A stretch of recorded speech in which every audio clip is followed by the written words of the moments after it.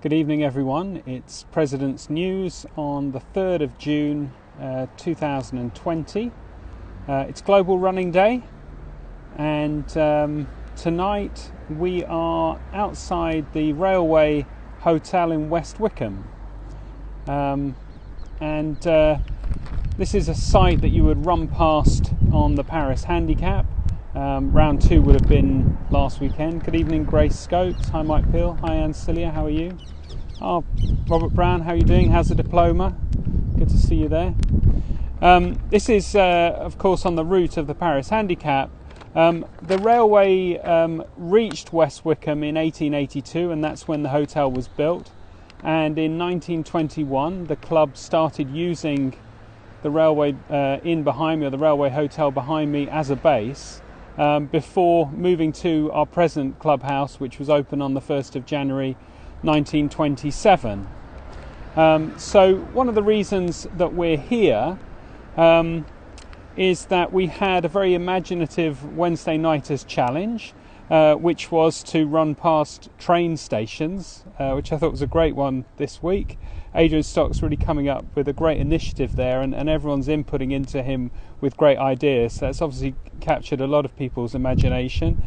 We had Zoe Kingsmore, who did 9 stations from South Kensington all the way down past Brixton. Bob Minting, who lives in Devon, had to go out for 2 runs because everything's so far apart down there. So on those 2 runs he managed to take in 5 stations. Adrian Stocks did 10. Jane Bradshaw did 4 but did a very long run. Rob Brown managed 1, but as I said, he does live in a very sparsely populated area, and he did get a diploma from the president of the European Masters Athletics this week for his efforts last week. Dave Beadle did 9 and Steve Pearman did 8. Another reason why I chose to be at the railway tonight is because someone that's got me very, very interested in the history of the club and is very passionate about it is John Turner. Maz and John Turner will turn 70 tomorrow on the 4th of June. Is that right? Both of them together? That's an amazing statistic if that's the case. And then the other person that I want to call out on the birthday front is Roger Counter, because he was actually down the clubhouse yesterday on his birthday working away as he does for the club, and he didn't mention it at all. I did a quick check on the club database and I was shocked to find out just how old Roger Counter is. So he clearly has hidden a picture of himself up in the attic of the clubhouse somewhere, because he certainly looks like the Peter Pan of the House and Social Committee. This week on our runs, we're looking for runs beside water, so rivers, ponds, lakes, the sea. Probably not West Wickham Bath, Charlie Davis. I know that's normally on your running route, but pretty much any kind of running water, that is something that we want to have people running beside.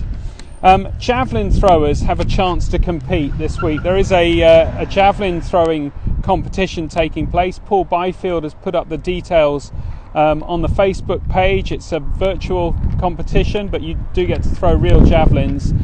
So 20th of June, which is when that competition is probably a day for everyone else to stay indoors. Paul has also posted about a sports therapy webinar on Tuesday at 7 p.m. This is a really good talk about coming back from a long layoff. Obviously everyone thinking about that after having had the layoff over the coronavirus break. That's amazing that you're both 70, Maz. Thanks for confirming that. What a fantastic thing to be celebrating together. I think we should have a proper knees up when we can all get together again, because that's certainly something that we would have liked to have celebrated together. Oh, hi Callum Gardner, how are you as well? Nice to see you on the feed. So yeah, coming back from a long layoff, that's that webinar tomorrow. It probably doesn't cover a 30-year layoff, Paul Ostrich, but check in anyway, because it may give you some tips. This week's BB Harriers AC Live features past president Nick Brooks, and he will be interviewing weekly Strava champ and British League regular and a frontline medic, which is of course Phil Sessman. So that's going to be a really interesting interview, talking about all things athletics, the fantastic achievements he's had, and certainly has had, and continues to do so, but also the fact that he's so involved at the front line in this crisis. So that really should be great if you can tune into that on Instagram Live, BB Harriers AC, 6 p.m. on Sunday. And I know this week, finally, the lockdown's been released enough that we can have people out in running groups of 6, obviously responsibly socially distanced. So thanks to Jane Bradshaw that's done the work in getting the groups down to Sparrow's Den. We have opened up the clubhouse for people to come and park their cars if they wish to. Please come down, please do use that, and organise yourselves carefully into groups of no more than 6, please, and obviously pay attention to other road users and etc. when you're out running, but I'm sure that'll be fine.